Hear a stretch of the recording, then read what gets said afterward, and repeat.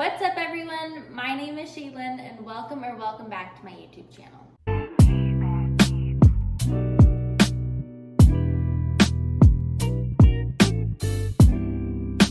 So welcome to the second episode of the series that I started a little bit later last year that I'm calling My Disability in Detail.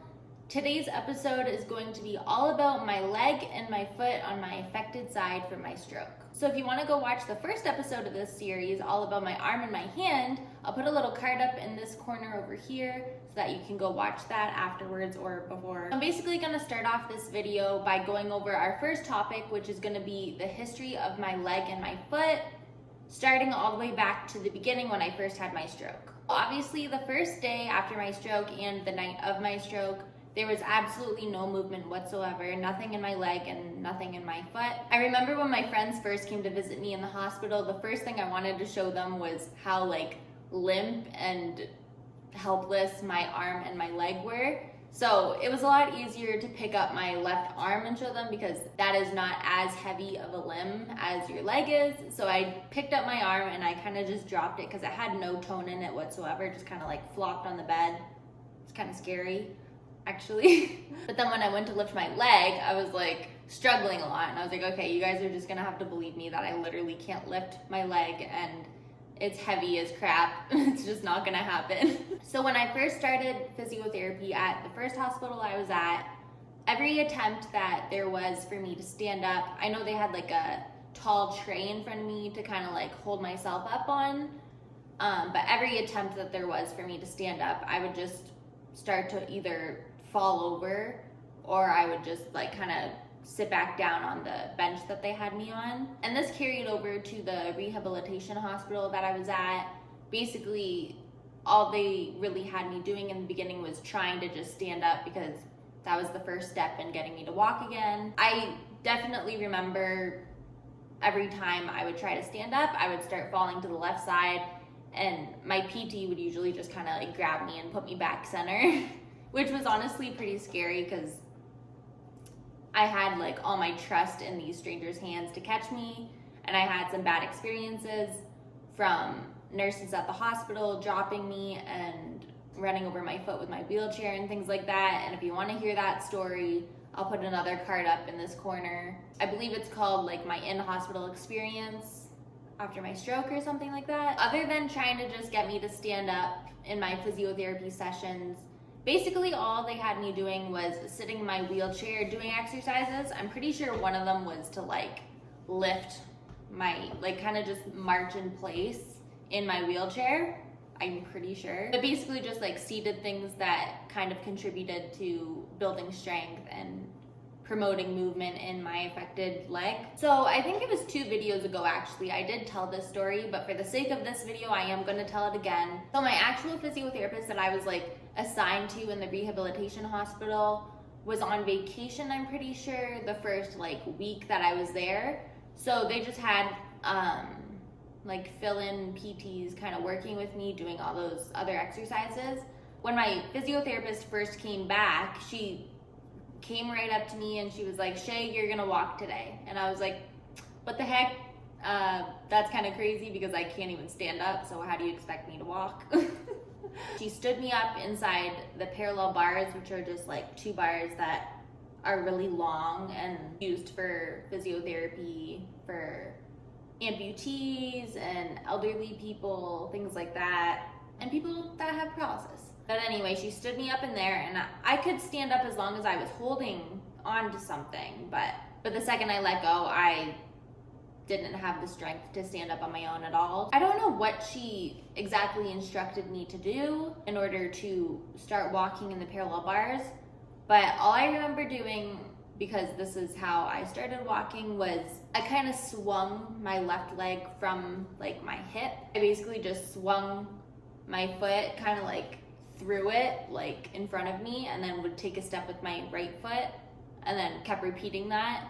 And that was extremely emotional for me because I didn't know when I was going to be able to walk again. So my PT ended up noticing that I was crying while I was trying to walk in the parallel bars. So she told me to take a break because I was just going at it back and forth because I was so excited that I was actually out of my wheelchair and walking again. So She told me to take a break, so I texted my mom and my dad. I told them that I started walking and they couldn't believe it and blah, blah, blah. I think we just kind of cut my physiotherapy session short that day because I accomplished so much and I was exhausted at that point because that took a lot out of me. That was probably the most movement that I did since my stroke. So I was kicking my way in my wheelchair back to my hospital room, and I was able to answer my mom and my dad, and they were like, no way, there's no way you started walking today, and this is the day that we weren't there. Which, like I said in my other video, they were there the majority of the time for all of my physio sessions and things like that. But of all days, the day I started walking, we didn't know this was going to be the day that I started walking, but they weren't there, and it's kind of a bummer that I didn't get it on camera or anything. But I do have this clip of later that night when I shocked my sister with walking, because for some reason, still not sure why I didn't text her along with my mom and my dad, but I didn't text her earlier that day saying that I did start walking. So I surprised her later that night, and it was very nonchalant, obviously. But this is the video of her helping me walk when we made sure the coast was clear and no nurses were walking by. So.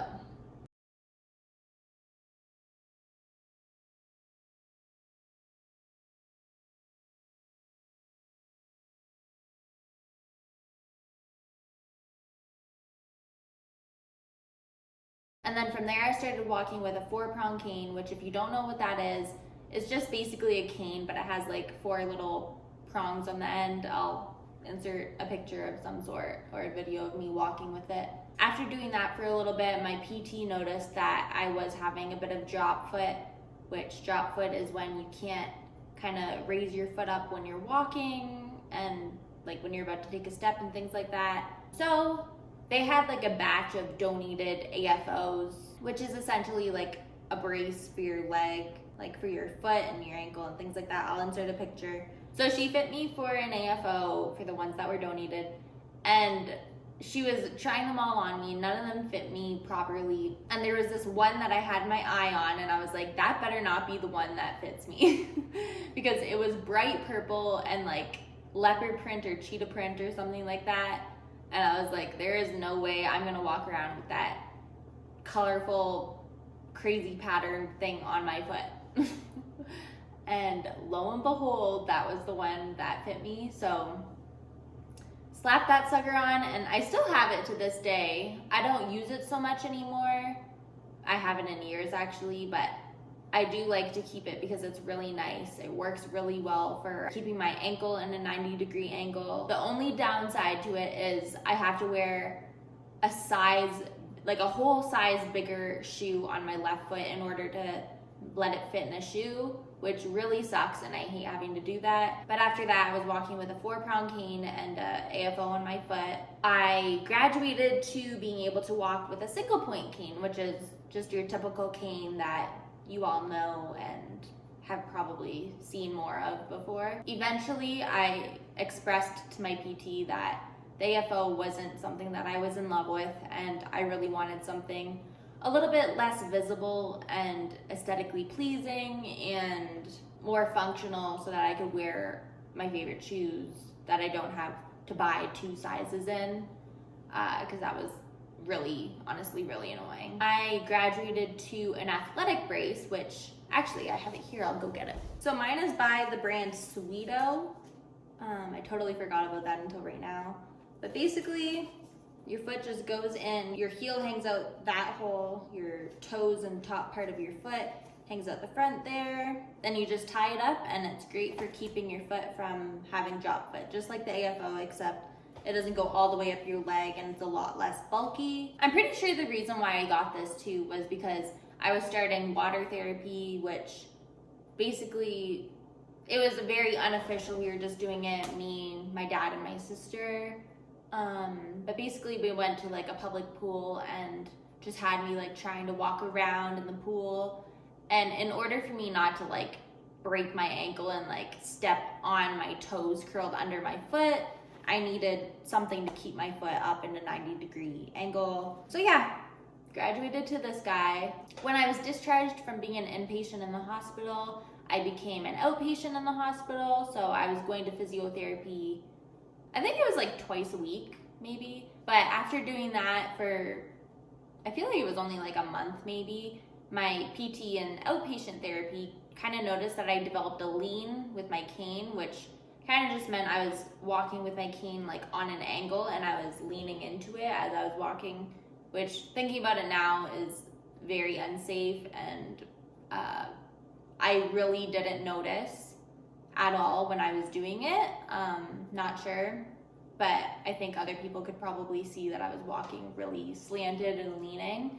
So long story short, he ended up telling me to wean off the cane, and we just cut that out. So I was not walking with a cane anymore. And then eventually when I got discharged from outpatient therapy, I ended up working out with my personal trainer. I think that's when we just completely cut out all of the assistive walking devices, meaning like my braces and stuff. So I was just walking, no braces, no cane, nothing, just me, myself, and I. And I'm pretty sure that was because I wasn't able to control trying to even lift my foot when it was in a brace, because you have to tie it so tight. So doing that was meant to promote recovering and kind of just relearning how to do that independently.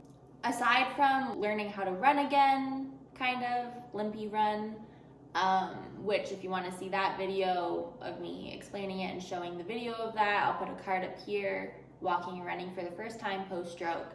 But aside from that, I've pretty much just been the same, have the same limp, mobility, things like that since then. So I guess now we'll move on to the next topic, which is my leg movement. I'll demonstrate how my hamstrings and my quads are doing, I guess. So as for hamstring, I guess I'll just demonstrate putting my heel up to my butt as far as I can, and then maybe extending it to show you the power of my quads.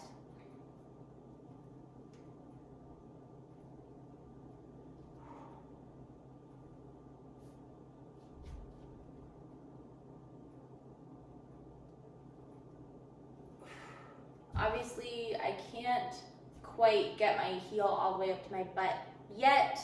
I'm not sure when I developed this. I did talk about this in last week's video in my new series that I'm calling Breaking 10,000 Barriers. I'll put a card up there. So many cards in this video. But I did notice that, I noticed this pretty early on in my recovery, that I developed like a click in my hip when I bring my knee from like above my hip and push it down. But it does end up becoming painful and it sounds really gross, so I'll demonstrate that for you. That's why I don't like doing this movement. Not sure exactly if there's anybody who knows what that is and how I can correct it or stop it from happening when I do this. Let me know, because it sucks and I really don't want it to happen.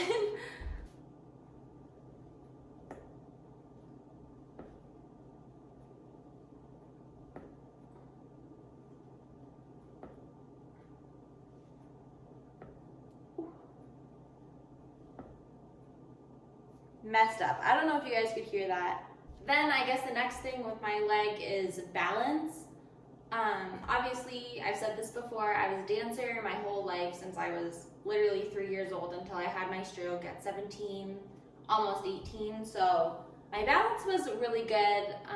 I could pretty much stand on either foot for as long as I wanted because I had such great balance. I still can with my right foot. I'm very good at balancing. I could probably stand here for a whole video just on my right leg if I wanted to. It's a little obnoxious, but I guess I'll demonstrate how long I can stand on my left foot. It's not great. It's hard for me to find my center of gravity because of the paralysis probably, but I'm gonna try really hard to stand as long as I can. So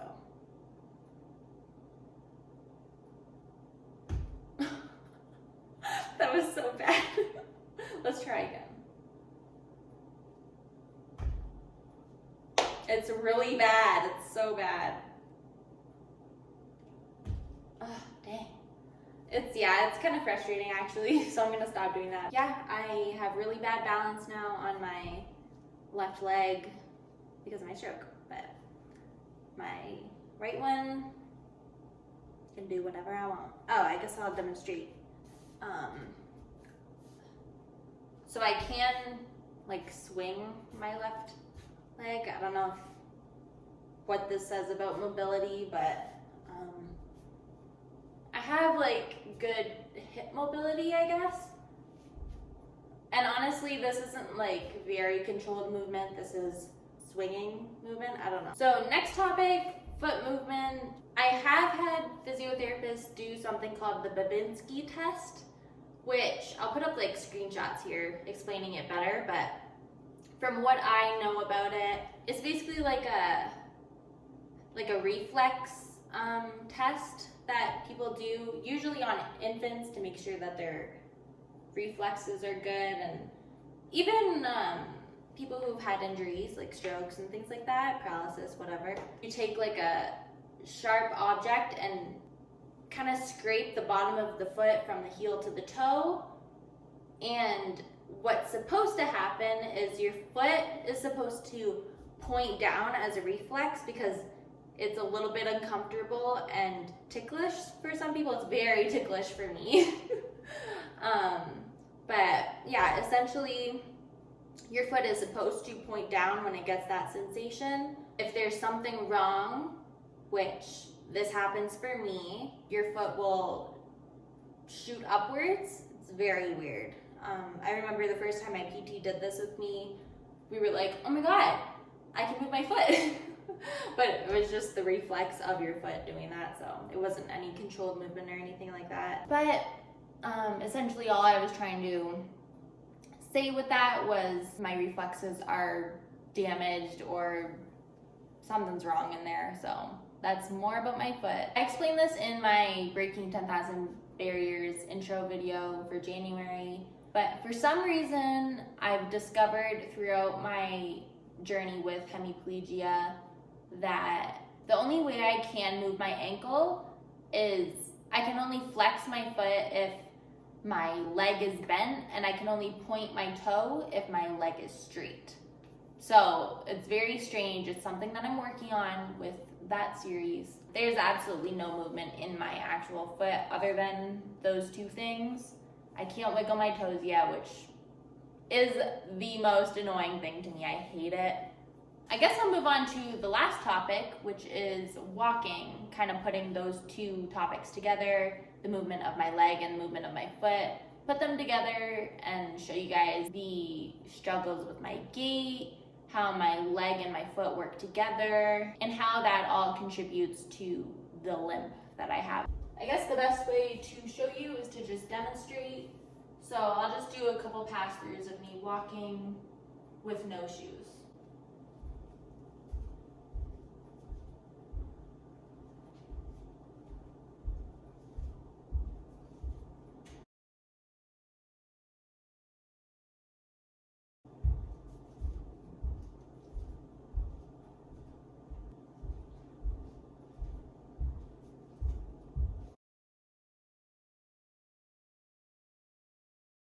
I think a big thing with my issue with walking is my knee tends to like snap when I take a step.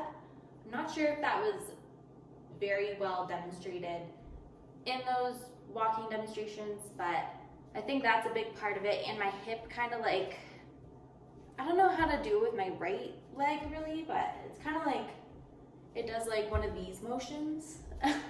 I don't know, I'm not really 100% sure how to do it with my non-affected side, but I think my hip tries to compensate for my lack of being able to bend and extend my knee to clear the floor. So I kind of just like, you know, I don't know. It's hard to explain. So I think I've covered pretty much everything that there is to talk about and show you guys with my leg and my foot on my affected side. So as I've said before, a huge focus that I have starting this year is to really focus on getting mobility back in not only my leg and my foot, but also my arm and my hand on my affected side with my new series, Breaking 10,000 Barriers. So I'm gonna be doing updates every single month with that series. So if you wanna see if I improve any of these movements that I showed you guys, then that's where you can tune into that. But yeah, with that being said, thank you guys so much for watching. Don't forget to like, comment, subscribe, share. Follow me on all my socials. The links will be down below in my description. With that being said, thank you guys so much for watching, and I'll see you guys in my next video. Okay, bye!